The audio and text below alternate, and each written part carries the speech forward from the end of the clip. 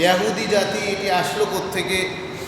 হজরত ইব্রাহিম আলাইহিস সালাম, তার একটি সন্তান ছিল হজরত ইসহাক, তার একটা সন্তান ছিল হজরত ইয়াকুব আলাইহিস সালাম। হজরত ইয়াকুবের সন্তান হজরত ইয়াকুবের আরেকটি নাম ছিল ইসরাইল। সেই ইসরাইল তার নাম, কার নাম? হজরত ইয়াকুব আলাইহিস সালামের নাম। তো বানি শব্দের অর্থ হলো সন্তান। তো বানি ইসরাইল মানে হলো ইসরাইলের সন্তান তথা হজরত ইয়াকুব আলাইহিস সালামের সন্তান। বনি ইসরাইল বলতে বোঝায় হজরত ইয়াকুব আলাইহিস সালামের 12 জন সন্তান ছিল। খুব সংক্ষেপে বলার চেষ্টা করি। 12 জন সন্তানের মধ্যে একজন ছিল হজরত ইউসুফ, আমরা খুব কম বেশি জানি। এই 12 সন্তান, এদেরকে এক নামে এদের বংশধরকে বলা হয় বনি ইসরাইল, অর্থাৎ হজরত ইয়াকুব আলাইহিস সালামের বংশধর।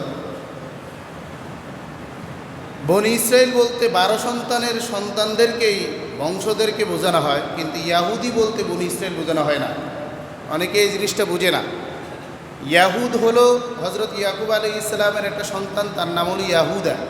তার সব বড় সন্তান যিনি, হজরত ইয়াকুব আলাইহিস সালামের বড় সন্তান যে ছিল তার নাম ছিল ইয়াহুদা। এই ইয়াহুদার সন্তান দিয়েই বেশিরভাগ বংশবিস্তার হয়েছে। সেজন্যেই ক্রমান্বয়ে তারা বনি ইসরাইলি লকবটা বাদ দিয়ে ইয়াহুদ তাদের পিতা অর্থাৎ ইয়াকুব আলাইহিস সালামের বড় সন্তান তার নামের সাথে সংযুক্ত করে তারা তাদের বংশের নাম রেখে দিয়েছে ইয়াহুদি। সুতরাং সব ইয়াহুদি বনি ইসরাইলের ধর্ম অবলম্বনীয় নয়। বনি ইসরাইল বলতে 12 সন্তানের বংশকে বোঝানো হয়, আর ইয়াহুদি বলতে ইয়াহুদ অর্থাৎ ইয়াকুব আলাইহিস সালামের বড় সন্তানের যে বংশধর সেটাকে বোঝানো হয়। যেহেতু এদের বংশ বিস্তারটা বেশি ছিল, তাই বনি ইসরাইল নামটা আস্তে আস্তে লোপ পেয়ে এই জাতির নাম হয়ে গেছে ইয়াহুদি জাতি। আলোচনাটা বুঝতে পারছেন তো? এই লোকগুলোকে নিয়ে হজরত ইয়াকুব আলাইহিস সালাম তিনি সিরিয়া থেকে কেনান নগরীতে আসেন। কেনান নগরী হলো বর্তমান সময়ের ফিলিস্তিন।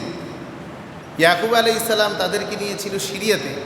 সেখান থেকে কেনান নগরীতে আসার পর দীর্ঘদিন এখানে থেকে তারা দুর্ভিক্ষে পতিত হয়।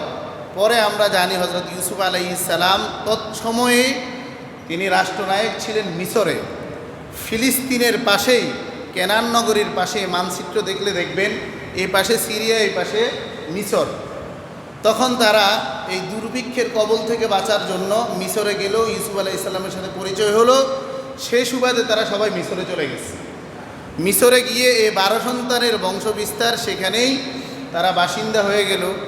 কিন্তু হজরত ইউসুফ আলাইহিস সালামের মৃত্যুর পর অনেক দিন যাবৎ তাদের শাসন ক্ষমতা ছিল। ধীরে ধীরে তাদের মধ্যে লোভ, লালসা আর দুনিয়ার দিকে ঝুঁকে যাওয়ার কারণে এরা একসময় ফেরাউন, যেই রাষ্ট্র জালেম, ওদের কবলে পড়ে এরা সবাই দাস হয়ে যায়। সেই ফেরাউনের সেই অত্যাচারের স্টিম রোলার তাদের গায়ের উপরে চলতো, বিভিন্নভাবে নির্যাতন তাদেরকে করত। আল্লাহ তাআলা তাদেরকে রক্ষা করার জন্য নবী মুসা আলাইহিস সালামকে মিশরে প্রেরণ করে। লম্বা ইতিহাস।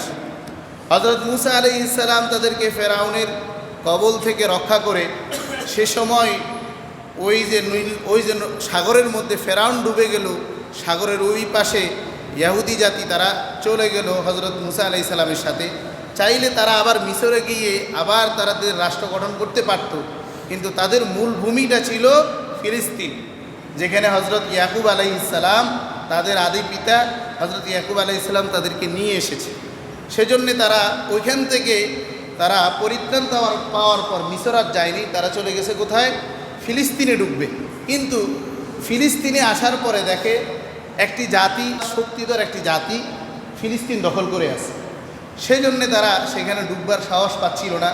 লম্বা আলোচনা, তারা ফিলিস্তিন শহরের পাশে একটি মরুভূমিতে প্রায় 40 বছর পর্যন্ত আটকে ছিল। পরিশেষে আল্লাহ তাআলা তাদেরকে ফিলিস্তিনে ঢোকার ব্যবস্থা করে দিয়েছে। সেখানে ঢোকার পরে হযরত মুসা আলাইহিস সালামের যখন মৃত্যু হয়ে যায়, হারুন আলাইহিস সালামের মৃত্যু হয়, শেষে এরা আবার ক্ষমতালোভী হয়ে যায়, আবার দুনিয়ামুখী হয়ে যায়। পরিশেষে তারা হযরত সুলাইমান আলাইহিস সালামের আমলে, অর্থাৎ 100 বছর পরে হজরত সুলাইমান, হজরত দাউদ আলাইহিস সালাম এসে তাদেরকে আবার তাদের রাষ্ট্রে, তারা যে বঞ্চিত হয়ে গেছে এই ফিলিস্তিন নগরীতে, তাদেরকে আবার তাদেরকে ক্ষমতাবান করে, আবার তাদেরকে পুনরুদ্ধার করে।